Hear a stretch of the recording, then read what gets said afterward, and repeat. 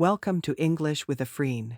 In this listening test, you will hear a number of different recordings and you will have to answer questions on what you hear. There will be time for you to read the instructions and questions. And you will have a chance to check your work. All the recordings will be played once only. The test is in 4 sections. Write your answers in the question booklet. At the end of the test, you'll be given 10 minutes to transfer your answers to an answer sheet. Now, turn to Section 1.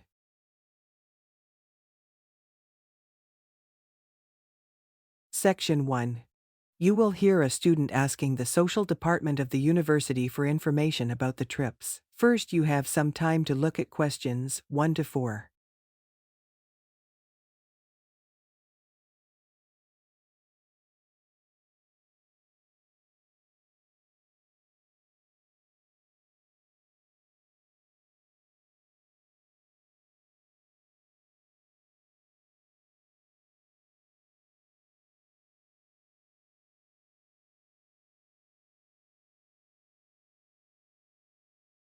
Now listen carefully and answer questions 1 to 4.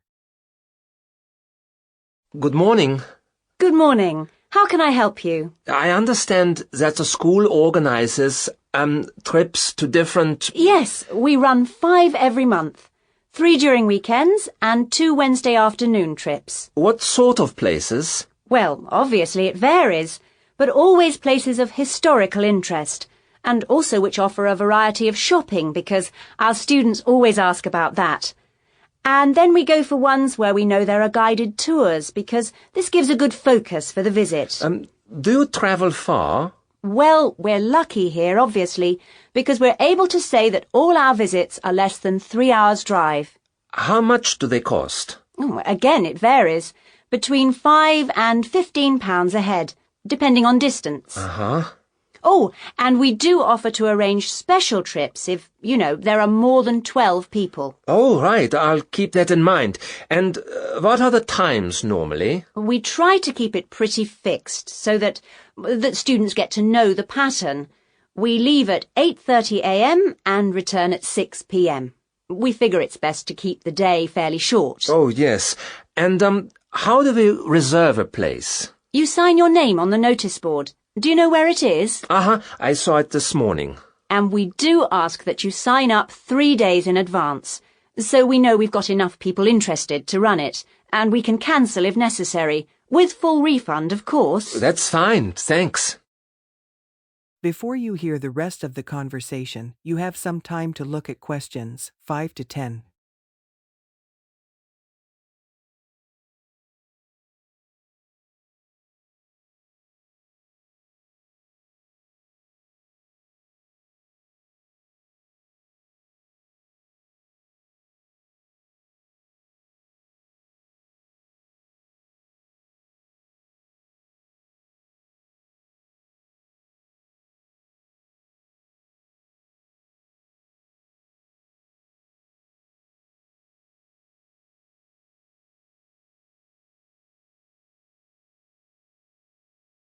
Now, listen and answer questions 5 to 10.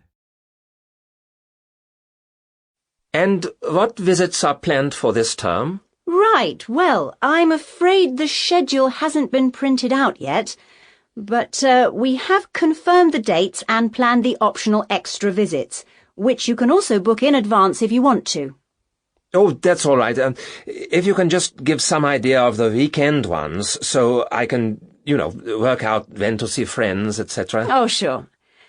Well, the first one is St. Ives. That's on the 13th of February, and we'll have only 16 places available, because we're going by minibus. And that's a day in town with the optional extra of visiting the Hepworth Museum. All right, yeah, that sounds good. Then there's a London trip on the 16th of February, and we'll be taking a medium-sized coach, so there'll be 45 places on that. And let's see, the optional extra is the Tower of London. Oh, I've already been there. After that, there's Bristol on the 3rd of March. Where? Bristol, Bristol. Okay. That's, in a different minibus with 18 places available. Oh, and the optional extra is a visit to the SS Great Britain. Okay. We're going to Salisbury on the 18th of March, and that's always a popular one because the optional extra is Stonehenge. So we're taking the large coach with 50 seats. Oh, good. And then the last one is to Bath on the 23rd of March. Oh, yes. Is Bath the Roman city? Yes, that's right. And that's in the 16-seater minibus. And where's the optional visit? It's to the American Museum. Well worth a visit. Okay, well, that's great. Thanks for all that. My pleasure. Oh, by the way, if you want more information about any of the trips, have a look in the student newspaper. Okay. Or have a word with my assistant. Her name is Jane Yentob. That's Yentob. Right, I've got that. Thank you very much for all your help. You're very welcome. I hope you enjoy the trips. That is the end of Section 1. You now have half a minute to check your answers.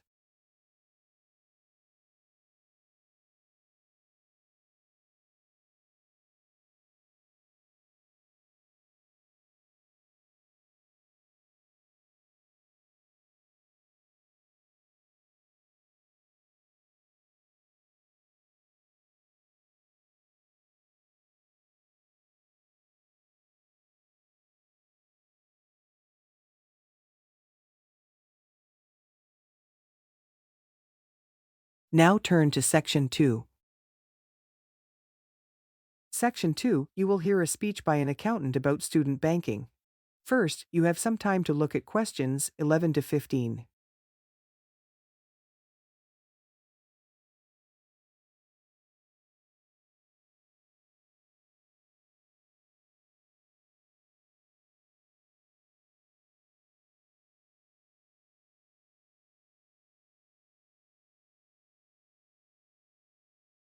Now listen carefully and answer questions 11 to 15. Thanks for turning up today to this speech I'm going to give on student banking. Many of you are unfamiliar with the way banks work in this country, and today's talk should just give you a few starting points. I will, of course, answer any questions at the end. Right. Well, as you probably know, you'll need to open a bank account while you're here. It's the safest place to keep your money, and it's best to open an account with one of the major banks. You should each have a handout with the names and addresses. There's Barclays in Realty Square, National Westminster in Preston Park, Lloyd's in City Plaza, and Midland in Hope Street. Okay. All these banks offer special student accounts. However, it's important to note that, as an international student, you'll not necessarily be eligible for all the facilities offered to resident students. Now, as an international student, you will need to provide evidence that you can fund yourself for however long your course lasts. Banks have different policies, and the services that they'll offer you will depend on your individual circumstances and on the discretion of the bank manager involved. So it's a matter of going there and finding out about your own particular situation. Right, when you do go to open a bank account, you should take some documentation with you. I've already mentioned that you must be able to support yourself. In addition to this, most banks ask you to bring your passport and your letter or certificate of enrollment. Okay. Now, by far the most useful type of account to open is a current account. When you do this, you will actually get what is called a student account, which is a current account with special concessions for students. When you open the account, the bank will give you a checkbook, and you can use this to draw money out as you need it. If you need to write checks in shops, you'll also need a check card. This is really an identity card which guarantees that correctly written checks up to the value stated on the card will be honored by the bank. Okay.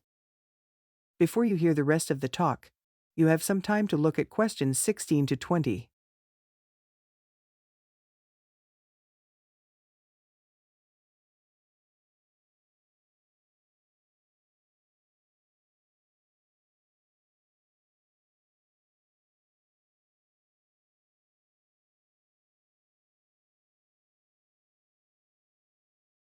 Now, listen and answer questions 16 to 20. Right, if you want to draw out cash for yourself, you can make the check payable in your own name or to cash. You can also withdraw cash from a cash point machine with a cash card. These are extremely useful as they enable you to withdraw cash from your account anytime, even on holidays. There is also another card called Switch or Delta, and you can use this to pay for things in shops. It takes the money right out of your account, so you don't need your checkbook. Now, you may want to take more money out of the bank than you have in it. This is called having an overdraft. Be very careful with this. You should not do this without permission from your bank. Overdrafts usually incur charges, though some banks offer interest-free overdrafts to some students. But find out before you get one, right? Well, that just leaves opening times. When can you go? Banks used to be open from 9:30 a.m. until 3:30 p.m. from Monday to Friday, but many main branches are now open until 5 p.m. on weekdays. And some of the bigger branches in London and other major cities are now open for a limited time on Saturdays. Okay, any questions? That is the end of section 2. You now have half a minute to check your answers.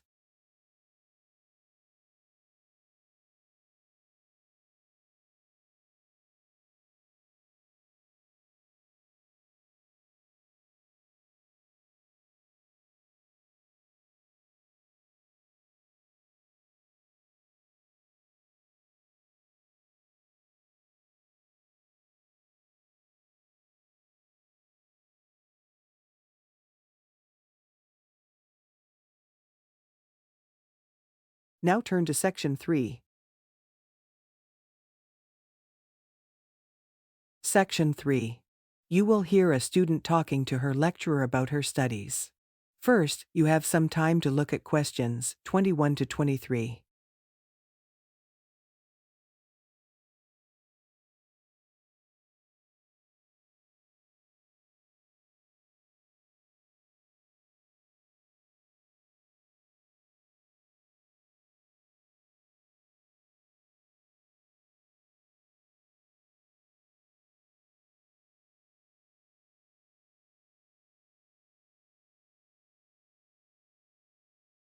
Now listen carefully and answer questions 21 to 23.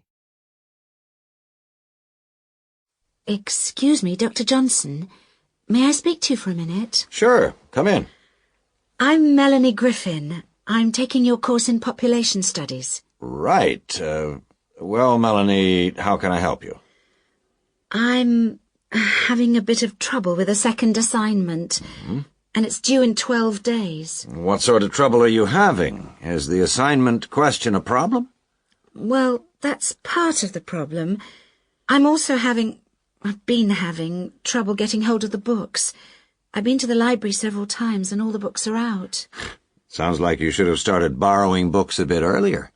Well, I had a really big assignment due in for another course, and I've been spending all my time on that, and I thought... You might get an extension of time to finish your assignment for me? If that's possible, but I don't know if... Well, yes, it is possible, but extensions are normally given only for medical or compassionate reasons. Otherwise, it's really a question of organizing your study, and we don't like giving extensions to students who simply didn't plan their work properly. What did you get for your first assignment? I got 87%. Yes, you did very well, indeed. So, obviously, you can produce good work. I don't think I'll need too much extra time, as long as I can get hold of some of the important references. Well, since you did so well in your first assignment, I'm prepared to give you an extra 2 weeks for this one. So that'll mean you'll need to submit it about a month from now. Oh, thank you. Before you hear the rest of the discussion, you'll have some time to look at questions 24 to 30.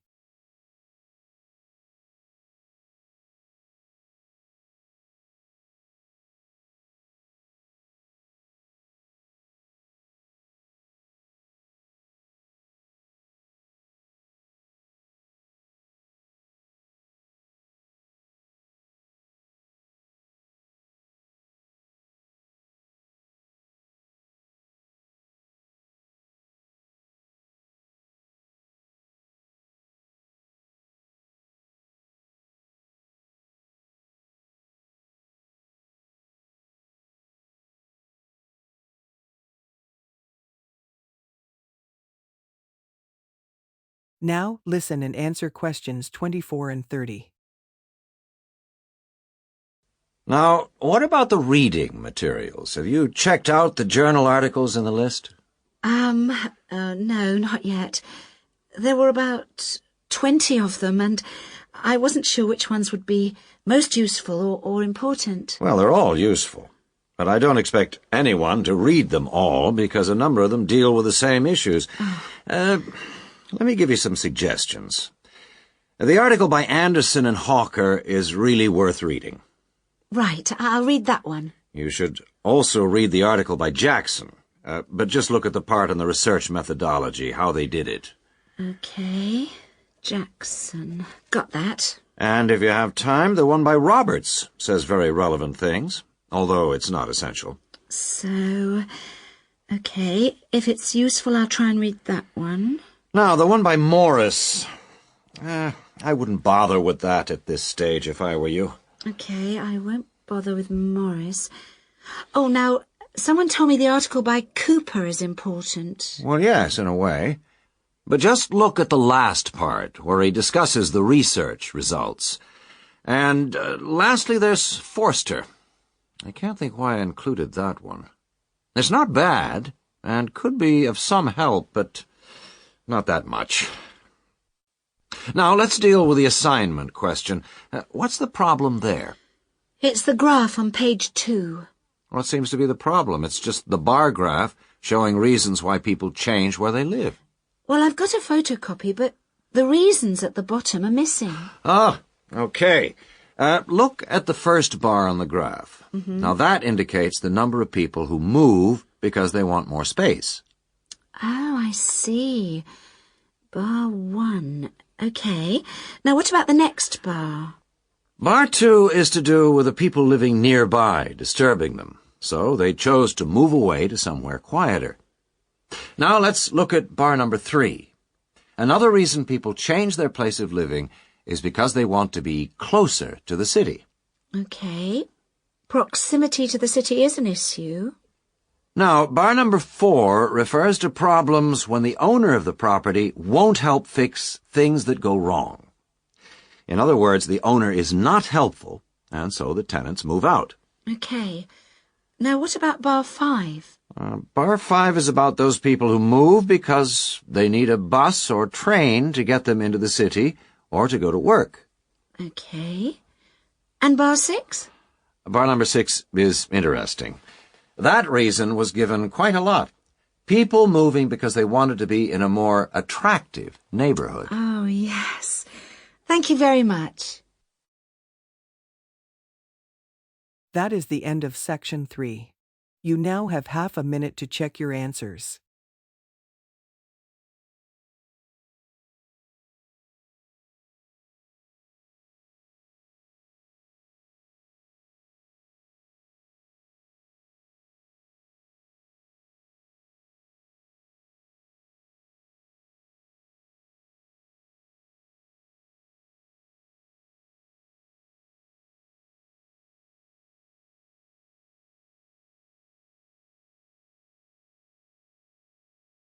Now turn to section 4.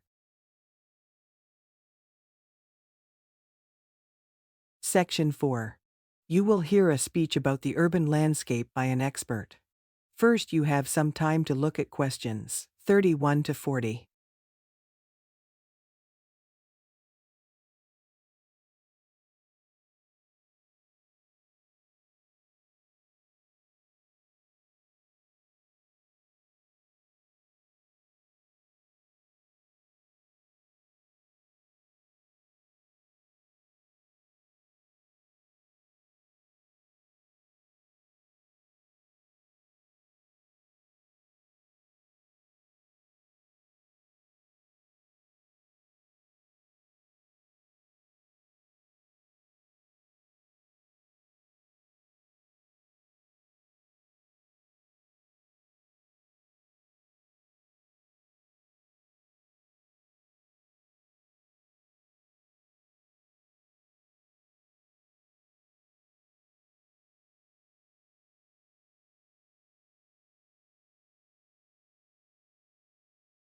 Now listen carefully and answer questions 31 to 40.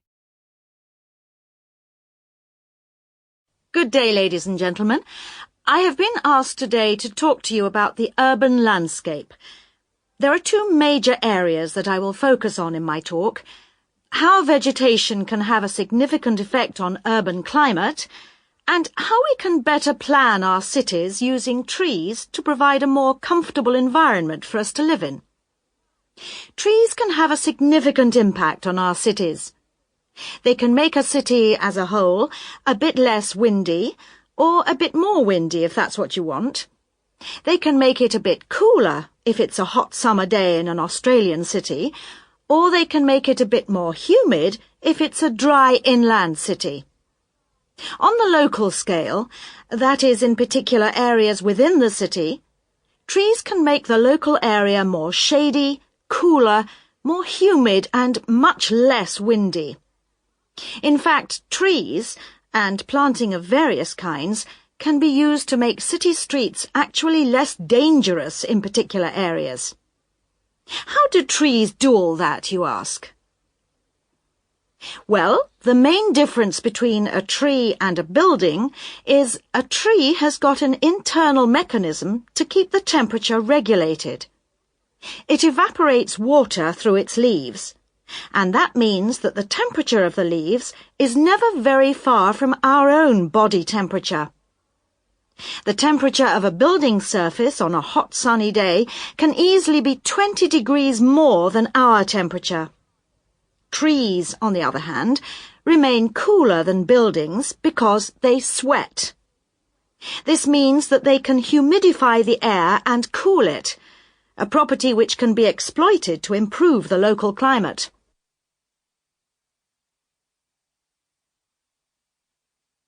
Trees can also help break the force of winds.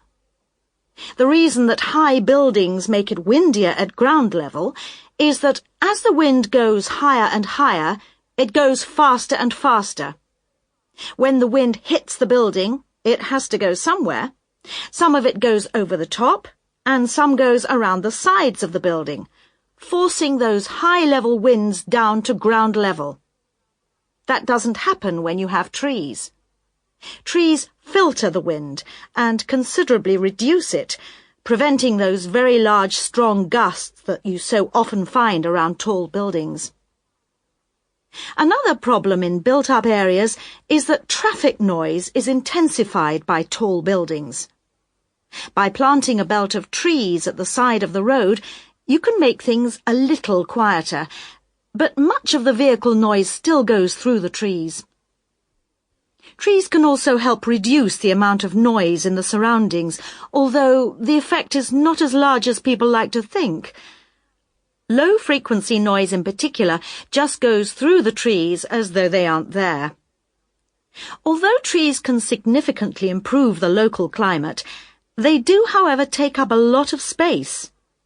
There are root systems to consider, and branches blocking windows and so on. It may therefore be difficult to fit trees into the local landscape. There is not a great deal you can do if you have what we call a street canyon, a whole set of high-rises enclosed in a narrow street. Trees need water to grow. They also need some sunlight to grow, and you need room to put them. If you have the chance of knocking buildings down and replacing them, then suddenly you can start looking at different ways to design the streets and to introduce tree planting. That is the end of Section 4. You now have half a minute to check your answers.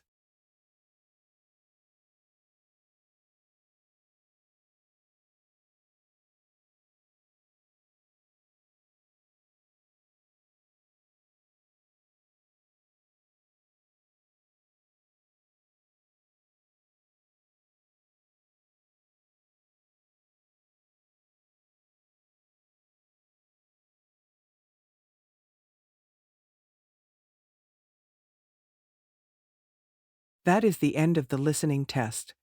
You would now have 10 minutes to transfer your answers to the listening answer sheet.